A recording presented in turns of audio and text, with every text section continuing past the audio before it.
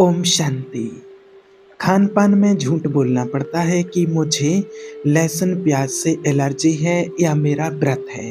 एक बहन ने प्रश्न किया है कि घर परिवार में रहते हुए, गृहस्थी में रहते हुए, परिवार का साथ निभाते हुए जब कहीं जाते हैं रिलेशन में बाहर, तो मुझे खान पान में झूठ बोलना पड़ता है, क्योंकि आजकल ये तो सभी जानते हैं लहसुन प्याज का भोजन होता है और मैं लहसुन प्याज नहीं खाती हूँ, इसलिए मुझे झूठ बोलना पड़ता है।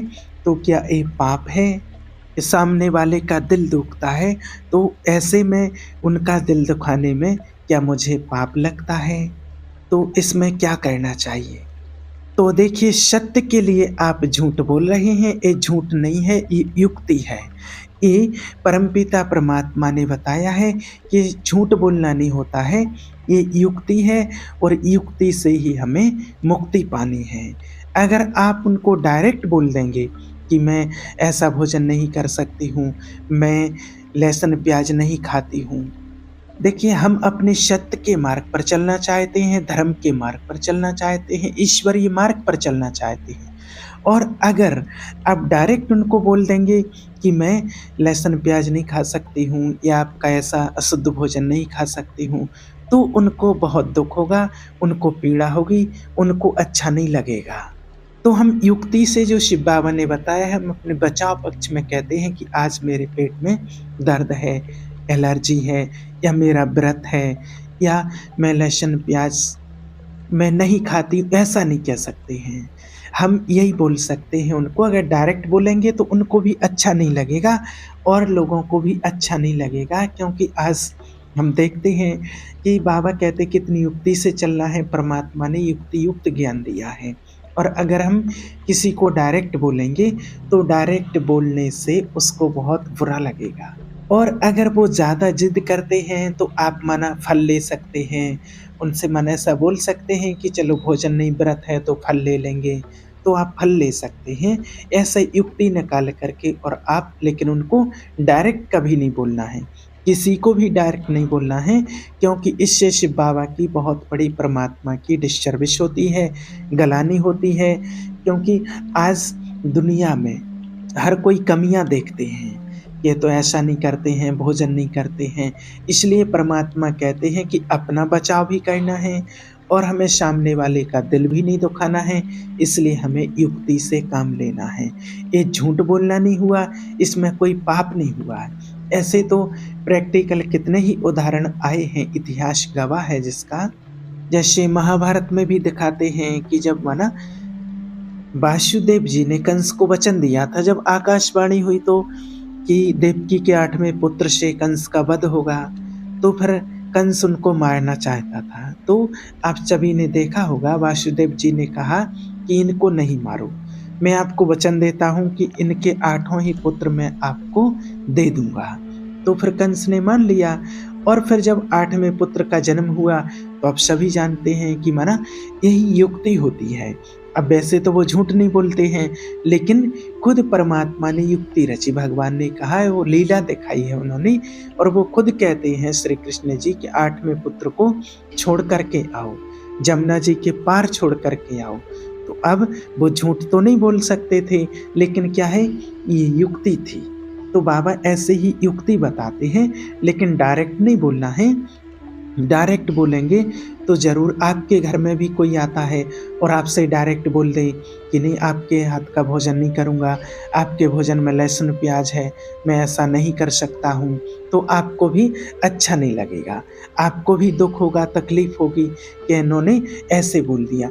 तो शिव बाबा ने हमें बहुत अच्छी युक्ति बताई है और युक्ति से ही हमें मुक्ति लेनी है। जिस प्रकार से आज कहते हैं ना कि अगर एक बार क्या है, एक बहन थी तो उसकी एक आँख नहीं थी, वो एक आँख से कानी थी, अंधी थी। तो एक बहन आती है और वो कहती है कि बताओ कानी कैसे हो गई? तो उसको बहुत बुरा लगा और उसने कहा कि अरे भाई, ऐसे बोला जाता है क्या? तो वो कहती है कि अरे लो भाई, कानी को कानी नहीं बोलेंगे तो क्या बोलेंगे?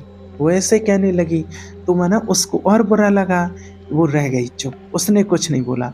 फिर दूसरे दिन एक और दूसरी बहन जब उसको मिलती है, तो वो उसको बड़ी अच्छे से बोलती है और बहन कहाँ से, कैसे, कहाँ आई हो? और फिर उन्होंने कहा एक बात तो बताओ कि आपकी आँख की रोशनी कैसे चली गई? ये कैसे हुआ? जन्म से हुआ, कैसे हुआ? तो माना उसको बहुत अच्छा लगा। देखिए बात वही है, लेकिन उसने कैसे युक्ति से बड़ी युक्तियुक्त बोला है कि बहन ये तो बताओ कि आपकी रोशनी कैसे चली गई? तो उसने अच्छे से बता भी दिया कि जन्म से ही ऐसा हुआ है। तो कहने का भाव कि अब उसको बुरा भी नहीं लगा और उसका काम भी बन गया। तो इसी प्रकार से शिव बाबा कहते हैं कि हमें युक्ति से चलना है और युक्ति से चलने में कोई दिक्कत नहीं होती। और आजकल तो वैसे भी लहसुन प्याज कितने सारे लोगों ने छोड़ दिया है। आज और भी अलग-अलग संस्थाओं में लोग जाते हैं, तो वहाँ भी जाने से लोग लहसुन प्याज छोड़ रहे हैं। तो अब तो देखते जा रहे हैं दिन प्रतिदिन और बाबा के भी ज्ञान की कितनी वृद्धि होती जा रही है, तो अभी इतनी बड़ी कोई चीज़ नहीं रह गई है। तो हमें इसमें युक्ति से चल सकते हैं और अपने गृहस्थी में, परिवार में भी किसी को दिक्कत नहीं होती है। बस ध्यान ये रखना है कि हमें डायरेक्ट किसी को नहीं बोलना। आप युक्ति से कह सकते हैं आज पेट में दर्द है, कुछ कारण है डॉक्टर ने मना किया है, हम आए तो हैं आपके पास लेकिन हम भोजन नहीं कर सकते हैं। तो इसमें झूठ बोलना नहीं होता है, ना कोई पाप लगता है, बस युक्ति से हमें काम लेना है। आज दुनिया में देखिए किसी को अगर डायबिटीज़ हो जाती है और अगर वो कहीं भी रिलेशन में जाते हैं, घर में हो, बाहर हो, कहीं भी जाते हैं और उनको डायबिटीज़ डॉक्टर ने मना किया है मीठा खाने को, तो फिर लोग उनको कहीं चाय पिलाते हैं, मीठा खिलाते हैं, कुछ भी कहते हैं। तो फिर वो बोल देते हैं कि भाई नहीं डॉक्टर ने मना किया है और डायबिटीज़ है, हम नहीं ले सकते हैं।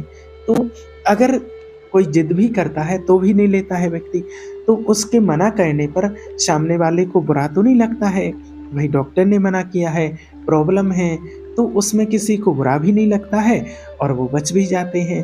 तो आप इस प्रकार से भी कुछ युक्तियाँ निकाल सकते हैं। माना बाबा ने कहा जहाँ जैसी स्थिति होती है, जहाँ जैसा देश होता है वैसे ही देश में ढलना पड़ता है, लेकिन बस हमें ध्यान ये रखना है, दिखावा नहीं करना है। हमें दिखावा नहीं करना है, क्योंकि कई बच्चे बाबा के भी ज्ञान में आकर के भी और दिखावा करते हैं कि अरे हम नहीं खाते हैं, हम इनका नहीं खाते, इनके घर का नहीं खाते, इनके हाथ का नहीं खाते हैं, हम तो शुद्ध पवित्र भोजन करते हैं, हम लहसुन प्याज नहीं खाते हैं। ऐसा नहीं बोलना है। अगर ऐसा करेंगे, ऐसा बोलेंगे तो ये सबसे बड़ी डिससर्विस होती है और इससे सामने वाले का बहुत दिल दुखता है। तो हमें ऐसे कोई शब्द नहीं निकालने हैं, ऐसे कोई बात नहीं निकालने हैं, बस युक्ति से कि सामने वाले को भी पता ना चले, उसको भी किसी प्रकार का दुःख ना हो और हमारा काम भी हो जाए और हमारा सत्य मार्ग भी, हमारा धर्म भी ना टूटे, दोनों काम हो जाएँ।